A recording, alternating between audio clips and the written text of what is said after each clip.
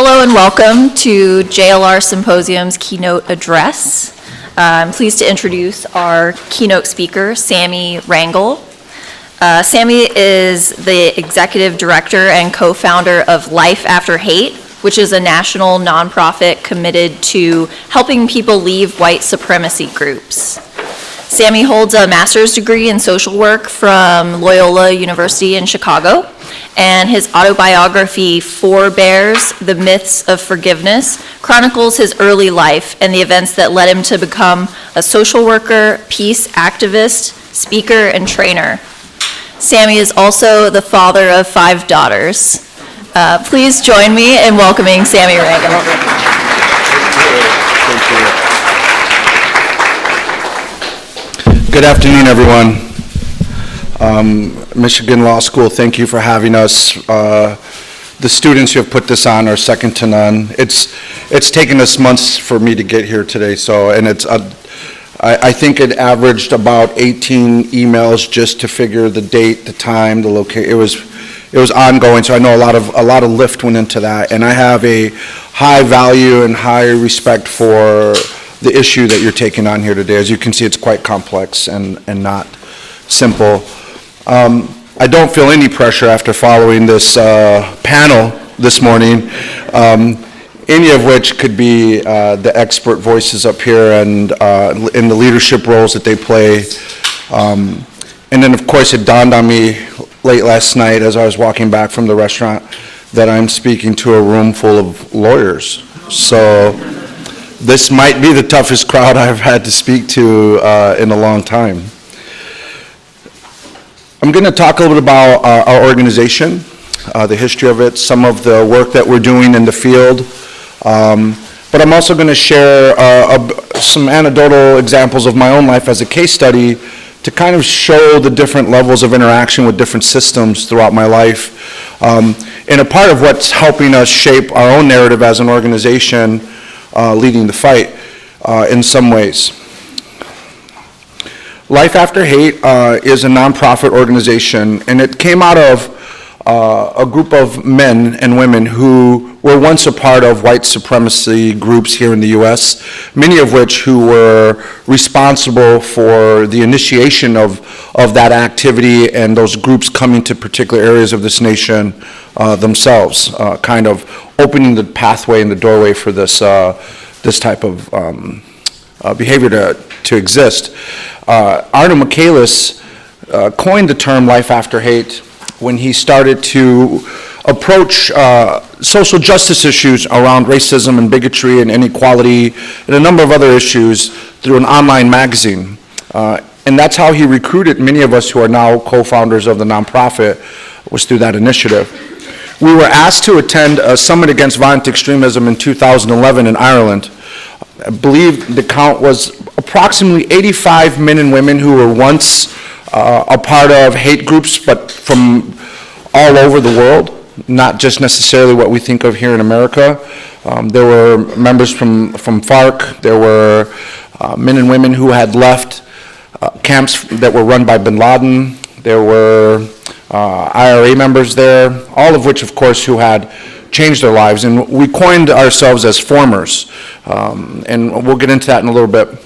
But there were approximately 200 victims as well at this summit who had suffered at the hands of violent extremism. And even more notably was some of these victims were now partnering with the men and women who had committed these atrocities against them themselves. And I'll get into some of those stories as well. And then soon after, we were so inspired by what we saw there that it only took us a few months to launch a nonprofit to kind of spread the idea that we should be doing more, could be doing more, and wanted to be doing more. So to the gentleman who asked the question about grassroots, we were basically at that point just men and women who were living a different style, a different type of life, who decided to jump into this fight and do something about it.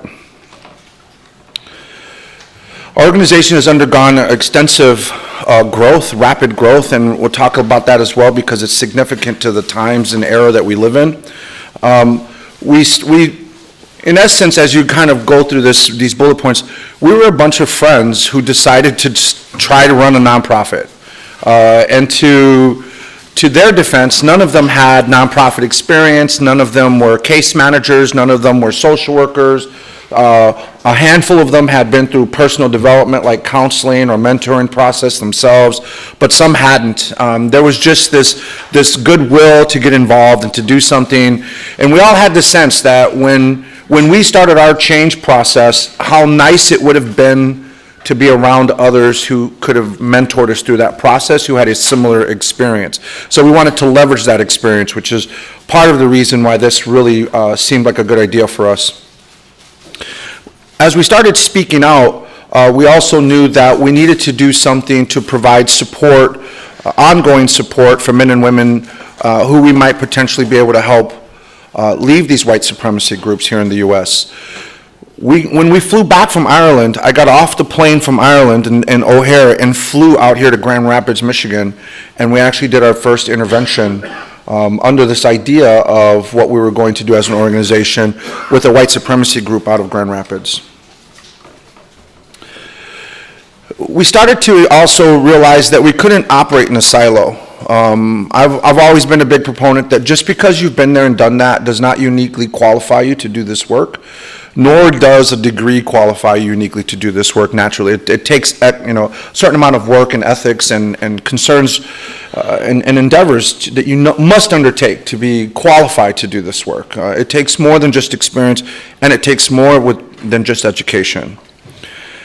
In 2016, we were awarded by the Obama administration just over $400,000 to do the work that Life After Hate was doing. We were the only nonprofit that was positioned to do this work. We were the only ones comprised of 100% of formers doing this work. And out of the 33 applicants at that time, we were, I think, close to being number one on the list, and we were one of two that were mentioned by name by the administration, hailing us for the work that we were now in position to do. And then just kind of trying to get a campaign, getting a message out, a beacon. When we operate under the exit title, that is an international title that is well known to white supremacy groups around the world, that we are the group, we're the beacon that's helping off-ramp people trying to leave these extremist groups. And so two things happen. One, you become public enemy number one for these groups because you're that beacon, comprised of what they would consider race traitors, which is probably the worst thing you can be in the eyes of a white supremacist. And two, because of how much they hate us, they do quite a bit of marketing for us, informing their internal groups that we're out there, and then they kind of know to look for us at this point. And so that PSA that we won, that Emmy Award, was a part of that marketing campaign to get our message out for these men and women. In 2017, a very timely decision, our organization decided to take things to the next level.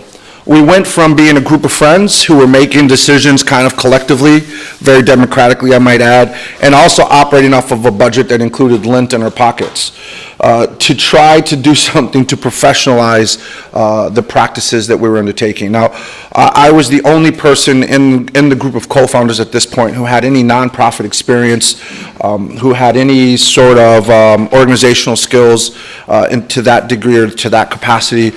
And so I stepped off of the board in an effort to step into a position where I could leverage that experience more directly in the day-to-day operations. And then we quickly found out in May that we were awarded, unsolicited, by Kaepernick's camp, a $50,000 donation for the work that we were doing. Initially, they offered us $25,000, but the check arrived for $50,000. That helped me feel a little bit more comfortable about leaving a full-time job and stepping into a role that we knew that was pretty much not funded at the time. And then in June, we knew behind the scenes, just to be honest, that the funding was probably not going to make it to our doorstep after the election results were in. We have partners that were informing us, but it wasn't official. But in June, we got the official notice that the money that was awarded to Life After Hate would not be coming forth. And although we asked extensively for the information as to why, we really only got vague answers. One of the answers that we got as to why the grant was rescinded was because the evaluation, the second evaluation of the grant, more or less changed the focus of what this administration wanted to address and how they wanted to address it, and we no longer met the standards for that grant. So in this essence, being college students, it's taking the test, using the same answer key, but using a different test to grade it. And so we were never really given an opportunity to respond under the new guidelines. And then we also knew that when we looked at the list of people who had been awarded in that second review, that the majority of them were law enforcement. And so we'll talk a little about that in a second here. But ironically, just shortly after that, in the face of that, the country kind of grumbled a little bit when they saw the news nationally. There was some national news about that.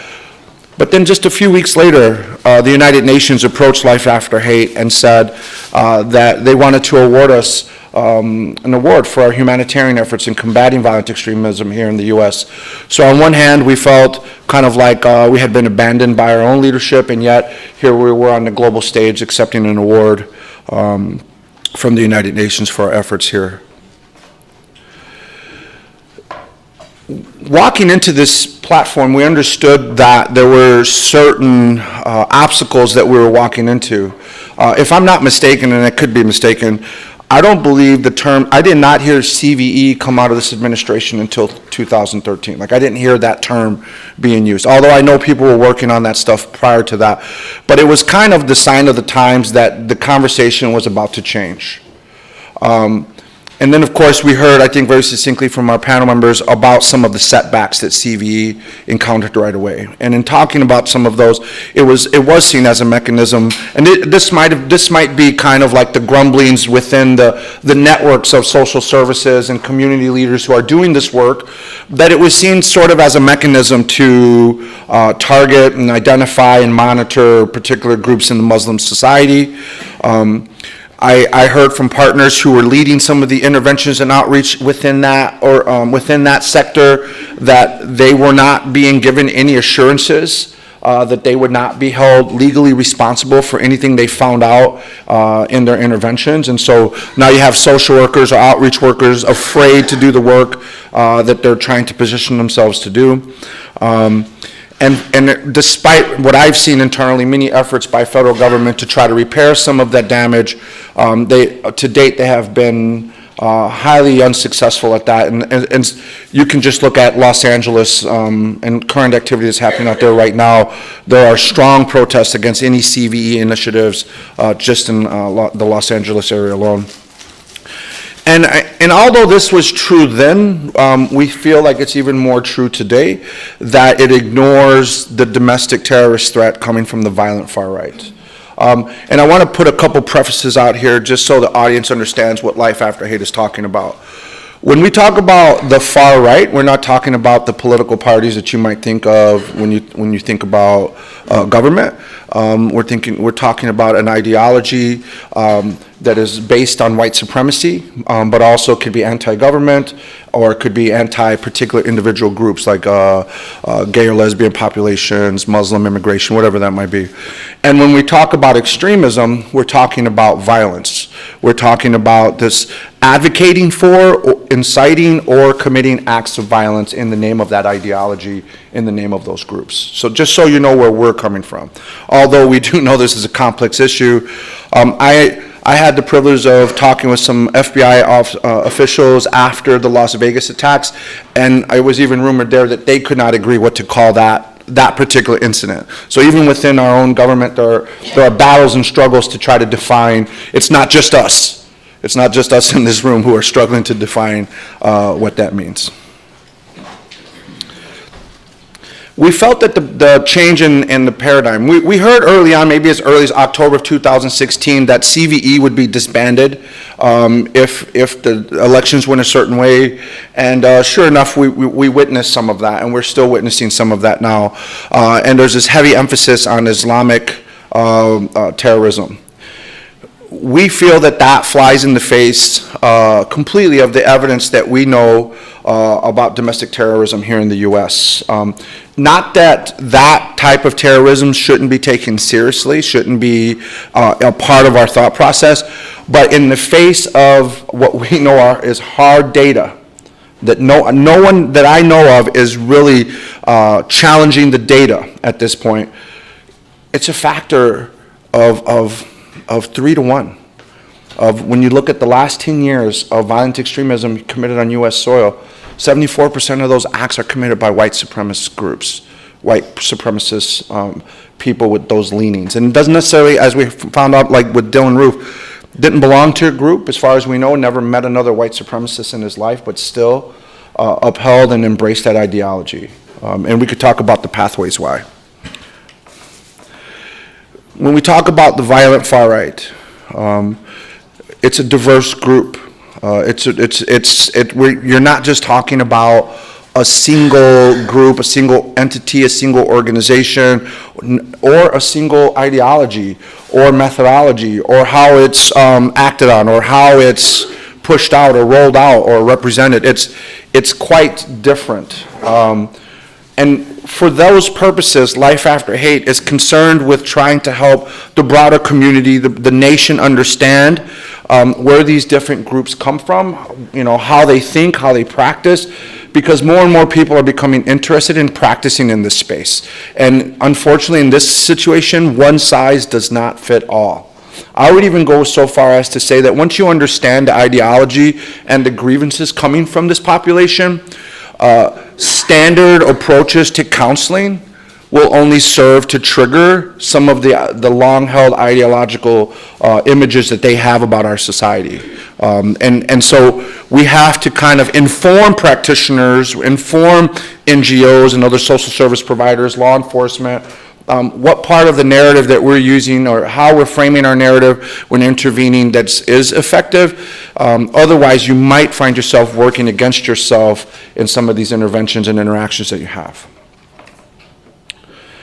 And it's interesting also when we think about how we're perceiving criminality and gun crimes and violence, and in particularly what I found interesting when you look at the statistics, no matter how you look at it or from what angle, it remains and should remain a priority in our perspective when considering what is actually threatening our national security, what is threatening our people, what is threatening our communities, even our law enforcement officers.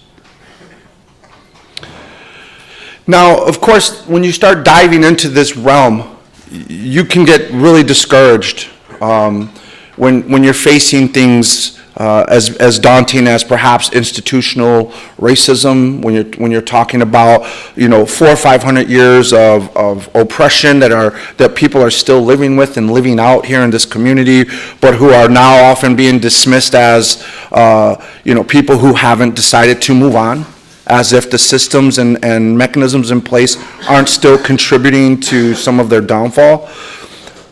That doesn't mean people aren't accountable for their actions. It just means that we know how to hold both conversations. In part of doing this work, you find yourself wondering if you can even make a difference.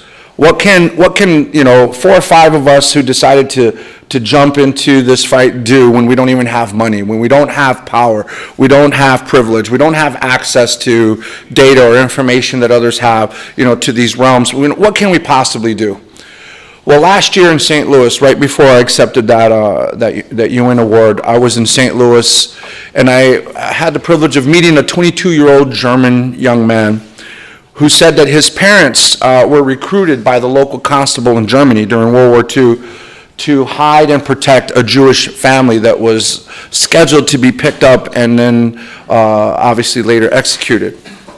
And this German family decided to take that risk on. And this German family was comprised of a husband and wife and 2 small children. They operated a storefront that was also their home, that was also across the street from a police station.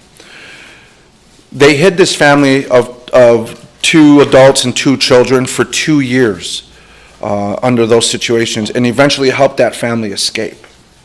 And here's what that young man determined. He said, I don't know what I would have done if I were my grandparents, my great-grandparents. He said, but what they did show me is what is possible. And I think when we talk about what we're doing here today, we have to consider what the possibilities are that can come out of these conversations. These are not pointless conversations. These are meaningful conversations. I would also go as far as to say that we're pioneering this segment of our population right now who is choosing to take on these issues. These are new conversations. In the long scheme of things, in the face of how long we've been dealing with this stuff, we've lived with racism quite a long time. When I'm talking about dealing with it as a community, this to me is grassroots.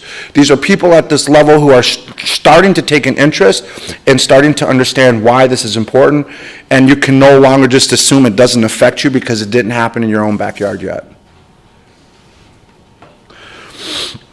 And some of these pictures, these were some of the students out of or some of the people that we worked with, some of the people we worked with in Grand Rapids, coming out of that CVE, that AVE summit as well. These are just examples. The Forgiveness Project talks about what's possible. Oftentimes we think about forgiveness in terms of what is forgivable and what isn't. And after hearing from some of the victims of these violent extremist attacks, you start to question these hard lines between what is and what isn't forgivable. When you think about Joe Berry, who's down here in this lower corner down here, she's standing next to the man who killed her father with an IRA bomb. And they now are on the road building bridges to peace.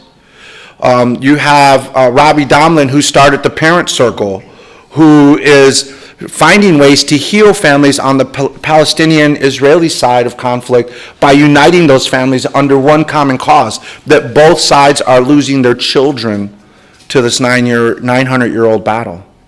And then also, I don't know if you've heard of Robbie, but Robbie went to South Africa and had one of the leaders of apartheid trying to reconcile with some of the communities that suffered under his rule and suffered atrocities under his rule.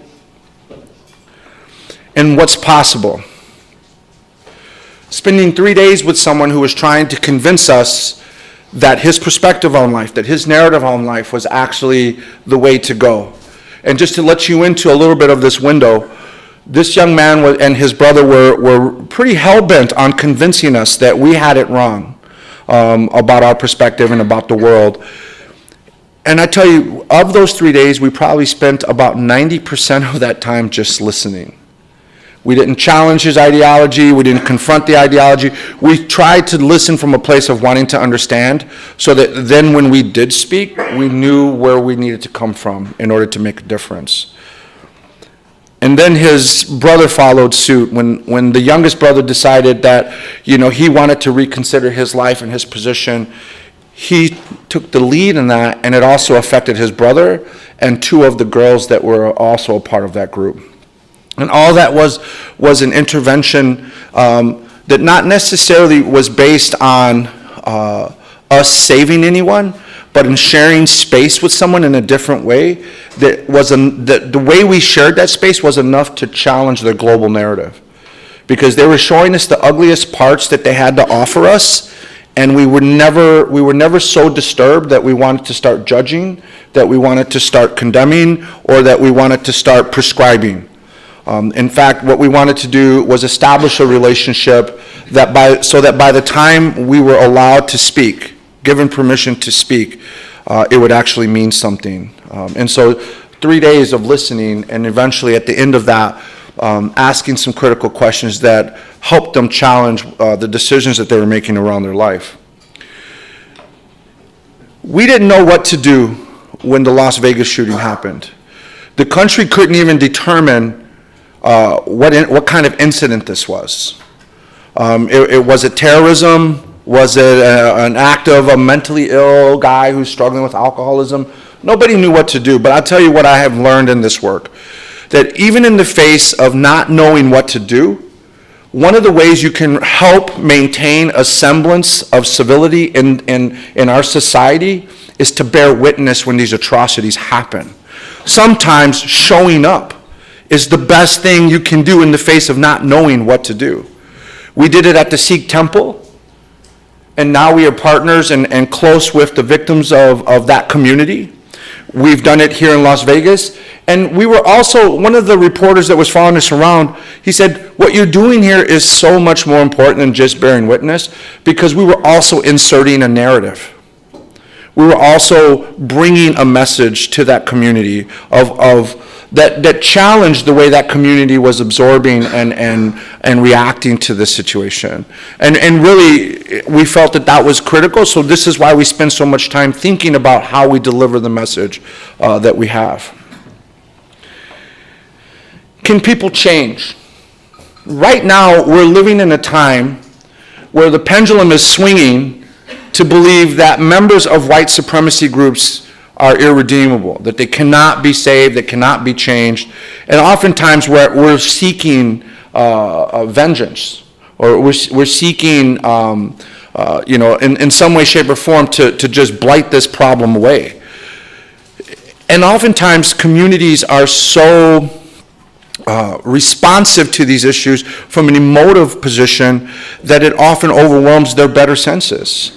When we're protesting, when we're in these counter-protesting, it serves us to maintain what I would say, for lack of a better term, the so-called moral high ground, that we still honor and respect human rights, that we still honor and respect the peaceful side of these protests, the peaceful side of this this activism, rather than giving way to that emotional appeal of wanting to, what we talked about earlier, punching people in the faces, which, as you can see, this clearly happened. And I want you to pay attention to the picture down here. Is my cursor showing up down there?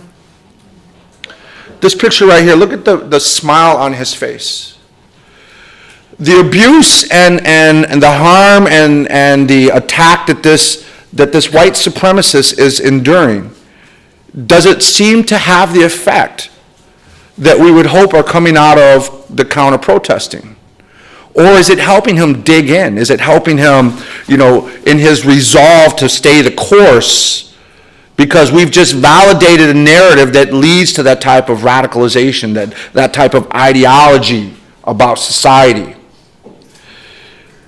Now you see, within this young man, his name is Randy, he's allowed us to share his story. Randy was on his way to watch a high-profile alt-right member speak at a college in Gainesville, Florida last year, or earlier this year. And on the way there, he was late, and so he basically had to try to force his way through the protesters to try to gain entrance to the building where on a campus where this was happening, and he ran into this wall. He said people were stabbing him, with like pins and needles in his calves, in his arms, his back, his butt, his stomach, spitting on him, obviously punching him. Somebody knocked a tooth out. He never defended himself. He walked through this crowd with his hands by his side and showed no fear and put a smile on his face, as you can see. It wasn't until one of the protesters, you could say, took pity on him. The protester said, I wanted to punch this guy. I did. I wanted to punch him too. But there was something in me that knew that wasn't right. And so out of this conflict, he decided to grabbed Randy, hugged him, and shouted in his ear, "Why do you hate me?" And Randy can't explain his answer, but the answer he gave was, "I don't know." All the punching and all the attacks, all the violence didn't shake him, but a simple question in an embrace did. And here's what's most compelling about that event. From that moment, on that day, he went to go see somebody that he was hoping would deliver a message about white supremacy to help him ingrain it even further into his soul. And at the end of that day, he walked away from white supremacy and into the arms of this man, and then later into our organization. When you think about what we're exemplifying here, I believe it speaks to the importance of defeating our enemies with our own humanity.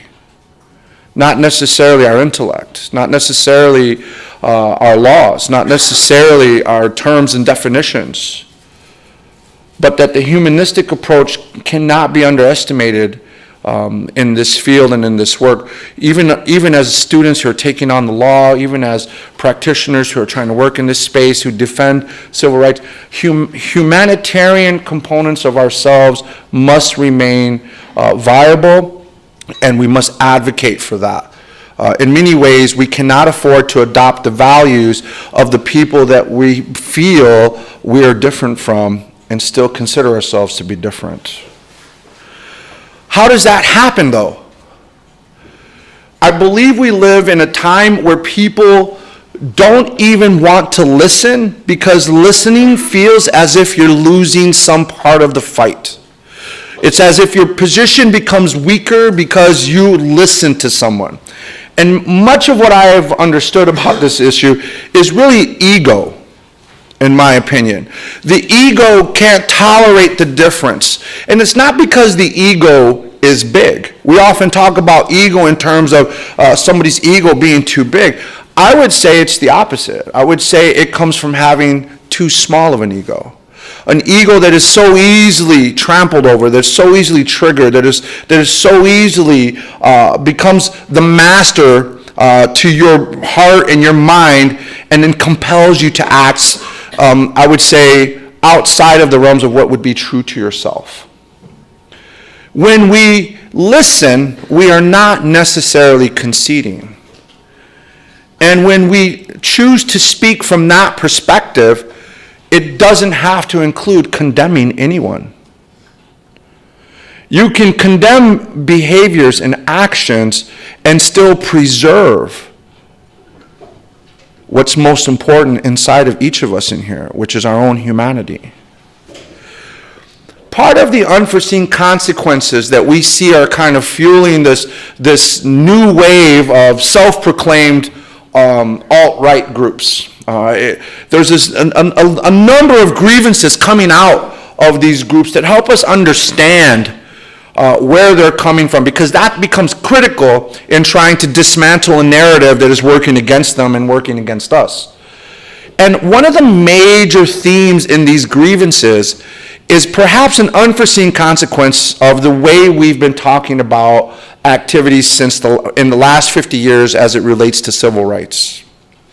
We've used terms in classrooms such as this, such as white privilege, white guilt.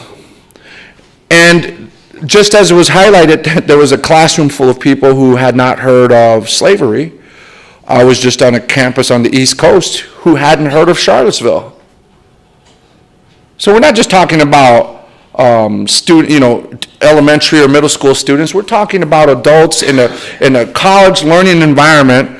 When we mentioned Charlottesville, we saw the blank stare, and we were kind of perplexed by that and asked, like, does everyone know what we're talking about? And the room was about 50-50. So that begs to ask, well, we're really kind of focused on the impact that social media is having, but this is a good example of how social media isn't necessarily fishing in an ocean, it's fishing out of a bucket.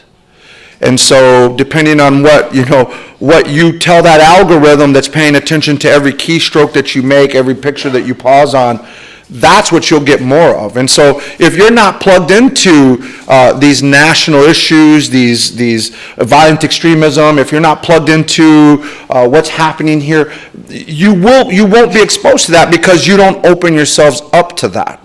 We often feel like we have a much broader sense of the world than we actually do.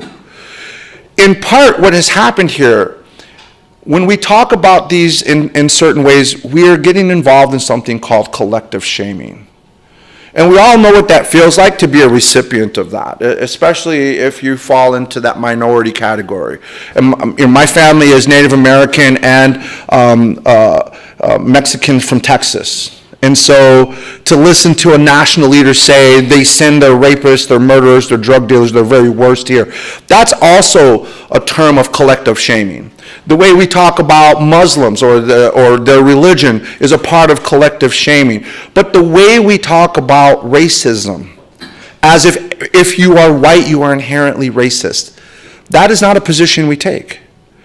And it's not helpful to take that position because what it does is create shame. And when shame occurs, the brain does not function at its higher levels that we need people to access when we're having these types of conversations. So we have to change. These are necessary parts of conversations. We need to talk about privilege. We need to talk about accountability. We need to talk about those things, but we need to do it in a way that understands the impact of the words that we use, because these words matter. And as far as grievances go, this is a part of a trending grievance from the far right, violent far right, where it's saying, we're now being judged by the color of our skin. We're now losing, privilege. We're now losing access to education, access to jobs. It doesn't matter if you consider that to be a false comparison or an exaggerated point. It doesn't matter what your position personally on that is. Without listening to that, you don't know what you're up against, and you don't know how to frame the intervention that is required to engage usefully in that space. I think what happened with Randy, and we have a network of a growing close to 200 members in our support groups at Life After Hate. One of the common themes is that somebody's treatment of a former was so different from the rest that it made them stop and think. If you sound like everyone else, if you look like everyone else, especially at these protests, right? If you just become a part of the blur, you're no different to the person looking across from whatever side you're looking across from. There's no invitation to come. There's no welcoming source there. But just like with Randy and just like with our group, people felt that when they were listened to, that somehow they were being validated.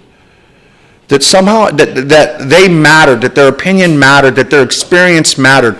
And people need to feel validated in order to engage in a meaningful relationship with you.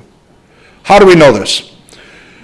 Go to a restaurant and you say, you ask the waiter, well, what do you suggest? And the waiter says, well, we have special on chicken, we have a special on fish. And you'll say, well, I think I like the fish. Now, typically professionals in my field believe they actually know what's best for people. So they say, well, actually, sir, I'm going to bring you the chicken. Now, I know you heard what I had to say, but yet I imposed my opinion, my will, and my position of privilege on that, right? Like I use that position to try to have undue influence in this relationship.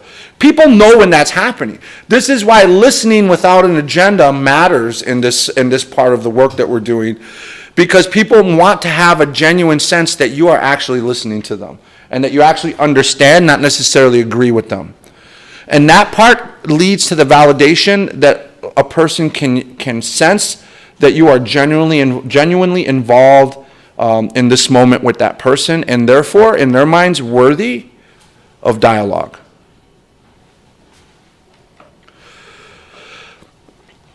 I would invite you to use some of the resources that I have developed in time, that I have been privileged to share. One of them is a TED Talk about forgiveness, and you guys are kind of understand what I'm going to talk about on this video, because as I get through my life here a little bit further into it, you're going to understand where forgiveness played a crucial role in my life and why it's a crucial role in society today, or should be.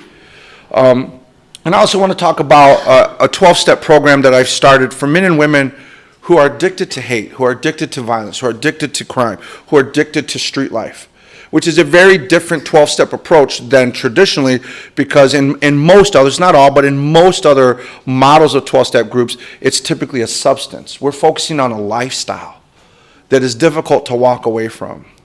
It's currently being translated in Poland right now. And my book isn't just my life story. Those are a dime a dozen. This book is, I try to really spell out each phase of my life so that you could get an inside view of where my brain was working, where my emotions were working, the impact that the community and my family was having on me. But I also really tried to spell out my change process. And that can be helpful for one, a person who's trying to change, and two, for people who are in a position to help others to change. In this work, we have to start paying attention to this narrative that we have. We've been talking about the narrative of violent extremism. But we're the ones who are trying to change this world. We're the ones trying to change that life. And so I think we have to start asking, who's writing our story? How do we come to the positions that we have? I would venture that in my life, some of my beliefs were inherited. My family had it, and so I just assumed that was the way to go until I was older, and I realized, wait a minute, there are more religions in the world than Catholic, because I was raised Catholic, and I hadn't been exposed to another religion. And then around age 20, 21, I realized, there is a million different religions, and then it led me to ask, why this one, and why is this one better than the other one? That led me down a dark hole. I just want you to know that. And does the way we tell our story matter? And if so, why do we tell it the way we do? Why do we talk about these things the way we talk about these things from our position? What's influencing that? What's influenced that?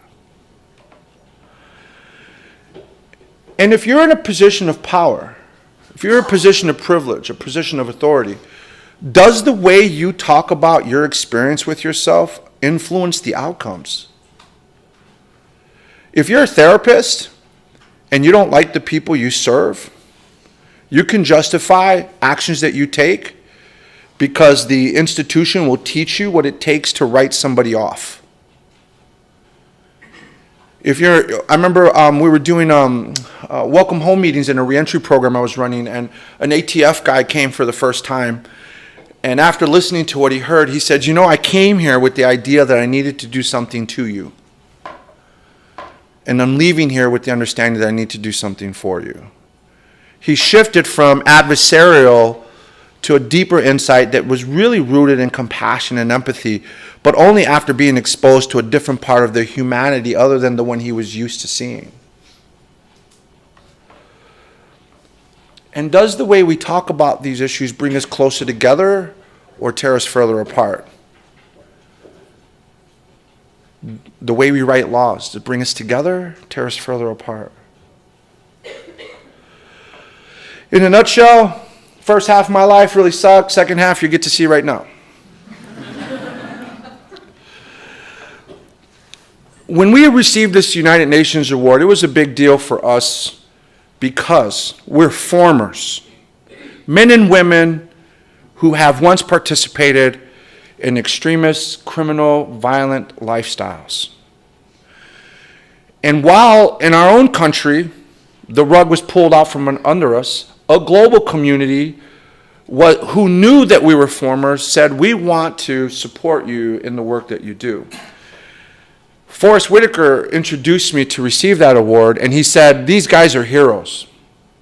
I got up there and I said, we're not heroes, but we do see ourselves as a necessary part of the conversation. We bring with us perspective that you cannot have other than reading in journals, statistics, whatever reports to SPLC or the ADL, whoever puts those out. Otherwise, you don't really get to see what it's like through our eyes in this world. And we're not only just formers, we're highly concerned with professional, personal, and educational development. We are carving ourselves out to be more than just people who were there at one point, because we understand the complexity of the issues that we've chosen to take on and want to pay respect to the importance and value of that work. And it's important that people feel that they're being cared for in good hands. Not only do you have the academic or professional experience and skills, but that you understand people and that you care about that relationship with people. I'm going to be 50 next year. My doctor visits have changed significantly.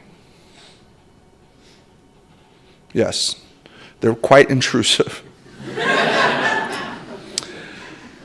The last thing I want is someone to be treating me who has a cold heart and cold hands. Does that make sense? And you know when you leave that visit whether it was one or the other. And I've actually changed hospitals as a result of this. We know what we say about pictures. We know what we say about words. What we don't say enough about is what behavior represents. This is an important aspect of understanding in this field that we need to take on, because behavior is more than just a value judgment. It's an indicator. It's a symptom. It's evidence of something else. And unless you're curious enough to know what that is, you will simply stop at the value judgment component. I've seen enough to know enough to take action. But what happens when we start to take our time to try to understand behavior? Well, you saw Randy, and we see the effect that this can have on others throughout our group and in other professions that I've held. But too often we're approaching this situation like it's a very simple idea. Even this morning, I have to throw myself in that. I feel like I know enough about it to have an opinion in one way, shape, or another, and yet we are always reminded, that it's much more complex than that, and oftentimes quite complex. It's never just that simple. Behavior is not just that simple. I think we can approach this problem completely different if we understand that behavior actually means something other than a person is good or bad. It means much more than that. Case in point, this is my older brother, Renee. In the article next to him, it spells out that my mother beat Renee with a Tonka truck. His skull was fractured. His body was a mass of bruises. He was bleeding from different places on his body, and he was in and out of consciousness. This happened on January 5th, 1969. My mother was 5 months pregnant with me at that time. Both my sister and myself were left in the care of my mother, although my brother Renee was removed from the home. Our family went on to experience more of the same type of abuse, physical and sexual. And we could talk about all the other types because they were all a part of that. And to be honest, do you consider beating a toddler with a Tonka truck abuse, or is there some other word that I haven't thought of yet to kind of explain what that is? By now, I'm old enough to be in school, and I'm also old enough to start getting noticed in school. My report cards and my parent-teacher conferences are starting to spell out that I'm a behavioral problem. I can't sit still. I need to use the bathroom too much. I raise my hand at inappropriate times. I blurt out answers, etc., etc. I also have now a speech impediment, so now I'm put into speech classes. So I have behavioral disabilities, I have emotional disabilities, and now I have a speech disability. So far, no one's asked the question of why. A couple years later, we live here. My parents send me to this corner store quite often, and going to this corner store was kind of like a reprieve from what was happening at home. So I was always eager to go to the corner store. I could get away from the family long enough to have a little bit of freedom from all of that. But unfortunately, I started stealing when I went to the store. And what I would steal were these little pecan pies. And back in those days, I think the pecan pies cost about a nickel a piece. I think they're like 50 cents today. I did this for most of the summer. And then one day, while trying to throw a wrapper behind the milk here, somebody from behind the milk grabbed me, started screaming. I started screaming. A bunch of store employees like SWAT jumped out, piled up on top of me, picked me up, marched me to the back of a room that was like an office. And on this board, somebody had taken the time to draw out like a calendar, and it had little X's on the days they must have found the wrappers. And on the top of this board, it had a villain name. It said, "The Pecan Bandit strikes again." And next to that was an $89 tally of pecan pies. Now, I'm not downing any geeks in the audience. I do not care to know how many nickels that is. Imagine what happened to me when I went home, but then imagine what I looked like the next day at school.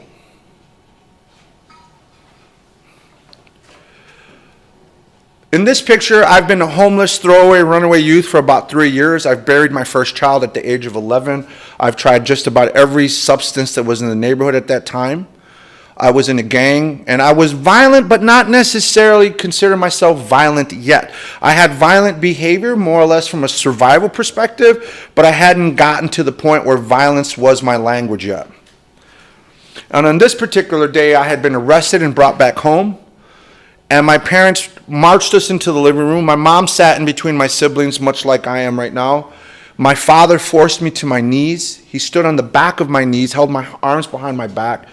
And my mother was trying to force me to tell my brothers that the reason I would run away from home, the reason I stay away from home, is because I didn't love them. Now, by this age, 13, 14, I'm a fighter now. I'm fighting. Running away was in the beginning how I fought. I was challenging my parents. But now I'm verbally challenging my parents. And I would fight back and I would say, I do these things because of what you're doing to us right now. And even then, I knew it was happening to us, not just to me. And my mother hit me in the face with a purple Avon brush. And we did this for a better part of 30 minutes until I had to give in. But I want you to know what happened when I had to say those words. Something in my brain snapped. Now I go from being homeless and scared and fighting to protect myself to angry, enraged, and now wanting to take out my feelings through anger and violence. 2 or 3 years after that, I find myself at 17 years old in a maximum security prison called Menard Correctional in Southern Illinois. I walked into a brewing race riot. And when I say race riot, I mean what you see pictured in the movies, like American Me. Whites against blacks, and of course, Hispanics and Native Americans sided with the blacks. In this particular prison, it was the only prison that was a stronghold for white supremacists. The lead group at that time were the Aryan Nation Brotherhood, and the Aryan Nations had created a prison group because they wouldn't recruit from within prison, but they would kind of create these subgroups that if you were white, you were either forced or by choice would enter. And then you were sent through a process of prospecting. So you were kind of beat up and brutalized and put through the ringer and the test to see if you could muster enough strength and courage to stay among their ranks. Well, on this particular occasion, when this race riot kicked off, we were pretty outnumbered, just by the sheer numbers that they had versus us. It was approximately 10 to 1. I was actually separated from my group of about 10 when the guards started shooting. And when the guards started shooting at us, I actually went the wrong way and cornered myself against the wall and the white supremacists. My group was on the other side of that. Well, we knew what was going to happen. I knew what was going to happen as soon as that happened. As soon as the guard turned his attention to shoot somewhere else, these men would attack me. And we were all armed with knives, sticks, mop buckets, stools, anything that wasn't basically nailed to the floor or welded to the gate.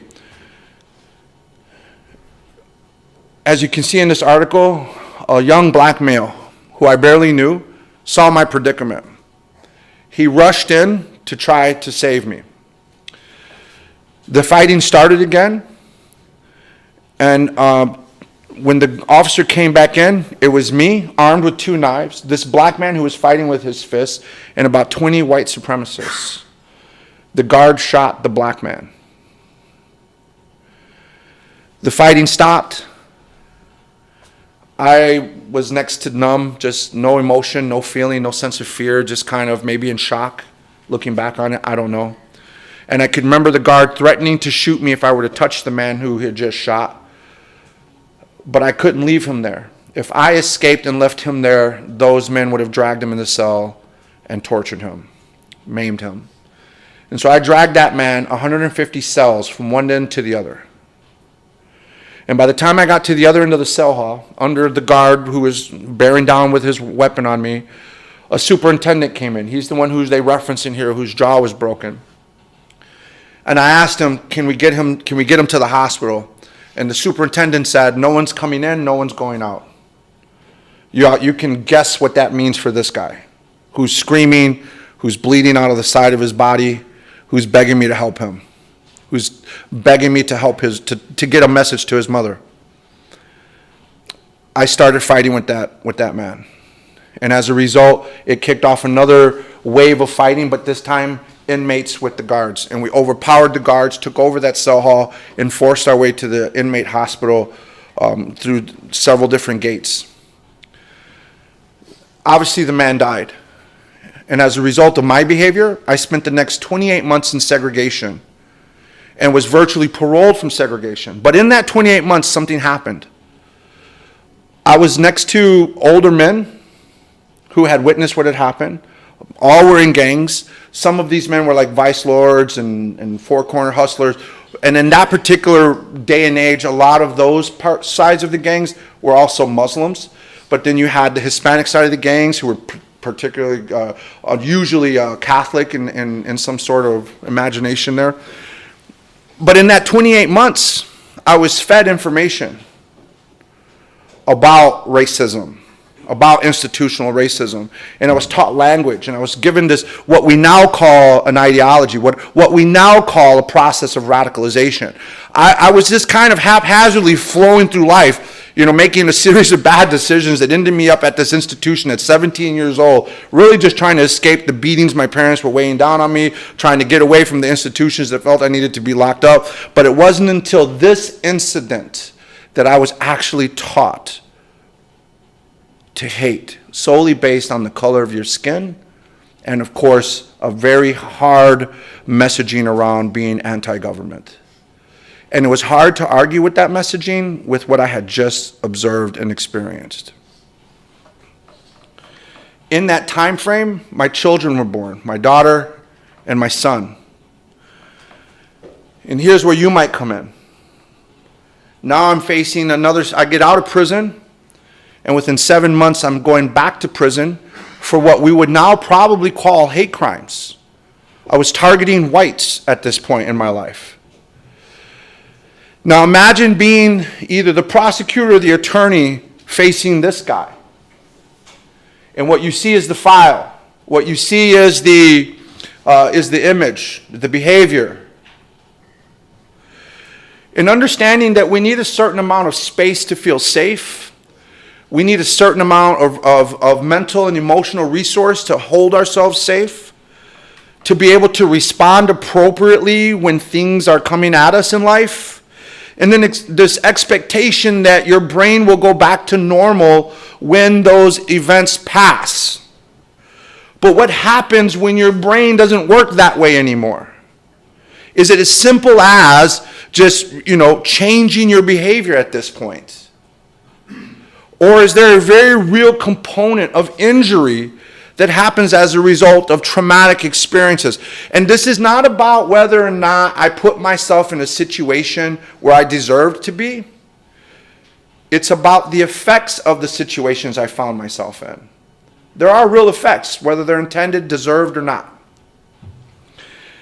The bigger issue is that as we run into segments of our population and our communities, these individual groups, these silos, often think they know enough about you to reach a conclusion about you. At the age of 22, by a Department of Corrections psychiatrist, I was deemed irredeemable. Think about that. Irredeemable at 22. This man should be written off as incorrigible and someone who cannot change. Nobody was asking the questions that needed to be asked yet. In our field, in our positions today, it's not so much how we listen to others that shapes our narrative, but how we listen to ourselves and the ideas, thoughts, and opinions that we have about certain things, including ourselves. But what if we were to actually see the best in people regardless of what they present? To know that humanity still exists in a person who seems incorrigible. What if along the way, any one of these institutions or systems had had the ability to do that with me? And in these complex situations, when we are concerned enough to want to connect the dots, and see, that's the difference.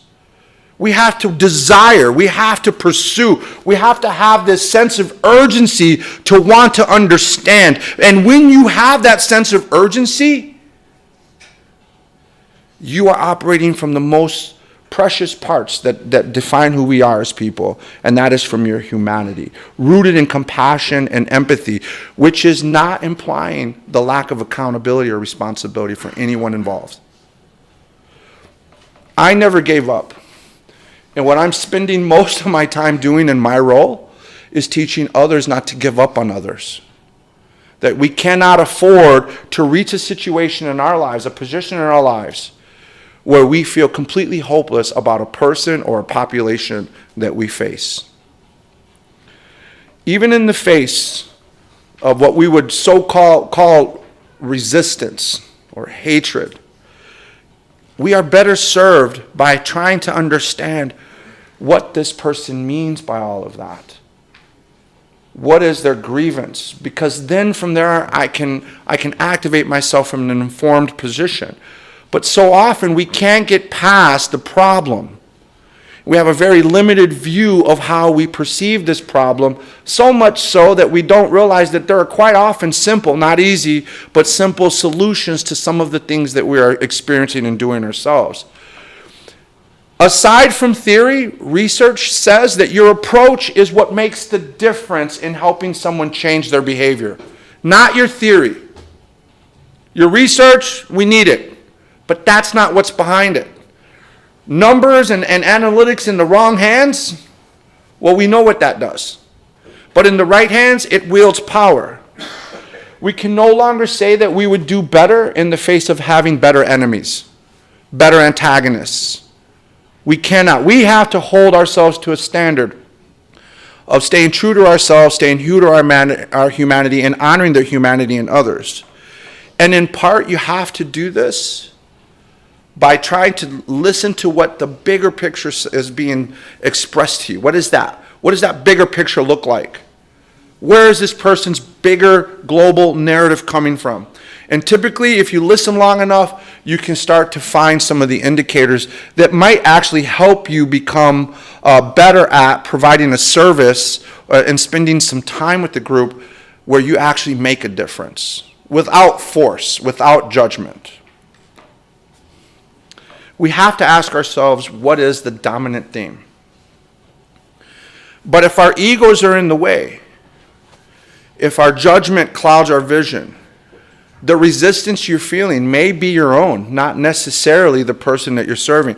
You are resistant to their resistance. That creates a clog in the wheel. It doesn't allow the system to operate if you can't overcome that.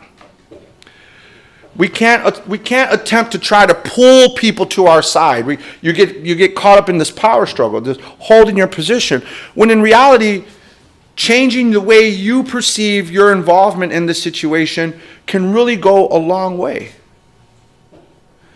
We're going to start wrapping this up, and I'm going to skip forward to a little bit here.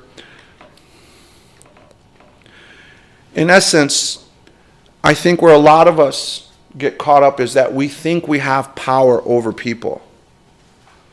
All you can do is influence. All you can do is cast a light or a shadow onto somebody's life. But you do not actually have power and control over people.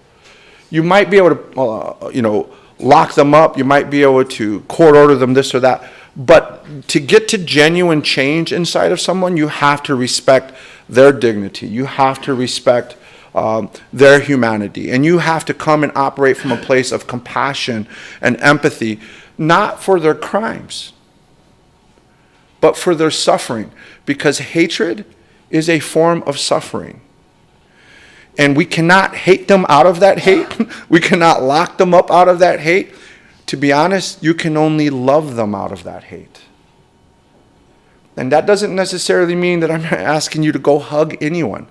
I'm saying in your practice, in your principles, in your approach, to come from a place of love, to come from a place of compassion, to come from a place of empathy for all parties concerned. If you can do that, then you get to a point very quickly where you realize condemning people as people is really a setup for your own failure in this effort and in this movement. I want to say thank you. Oh, by the way, changing the narrative. I was told my brother was dead. I found out he was alive. And in that same year, I also found my daughter, who I had been separated for 22 years. My daughter said that there was nothing to forgive because she had seen the value in the changes that I had made. My brother alternatively said, who also had a very difficult life, as you've heard, said, I'm glad I wasn't you. In the end, we have to maintain this position of hope. It's more than just an idea. It's a necessity, especially in dark times. And your ability to hold hope is what will inspire others through these dark times. And what you are doing here, the privilege you have here through this education, through this beautiful campus and environment that you're on, is to take what you have, and if you're so inclined, to lend your privilege to others who might need it. Thank you very much. I appreciate your time.